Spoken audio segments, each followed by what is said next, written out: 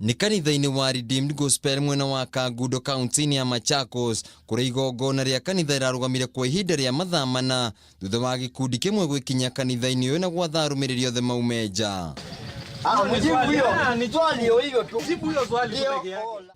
Kuringana na arumiriri ya kanitha uyu marathiaga na mbere na mahoya hindi iria gikundi kia andu gitoikaine marekinyirie na ngari kuite ite hamwe na muhunjia kuretwo wa ihinda inini maraingiria kanitha-ini na gwathana arumiriri othe maumeja. Waliingia kanisani hatukuwa tunawajua ni akina nani, na tukiendelea na maombi mtu mmoja hapa wakashikwa akatolewa kwa madhabahu mama.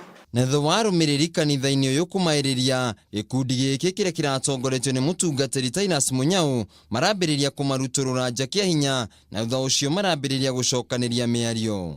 Akanishika venya aliona stroke kwa madhabahu akanirusha. Sasa venya alinirusha nikaanguka, nikatoka kwa madhabahu nikaanguka hapa chini nikaanza kuomba. Venya niliendelea na kuomba nikaomba, vijana wengine wakakuja kutoka nje.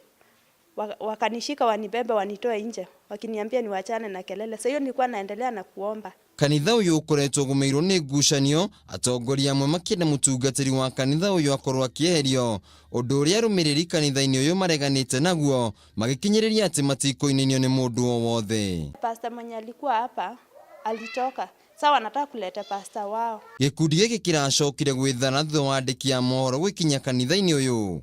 Handu-ini ha Kameme TV mohoro gitau jitagwo Wainaina wa Kiarie. Mimi nilikuwa ninaweza kukuambia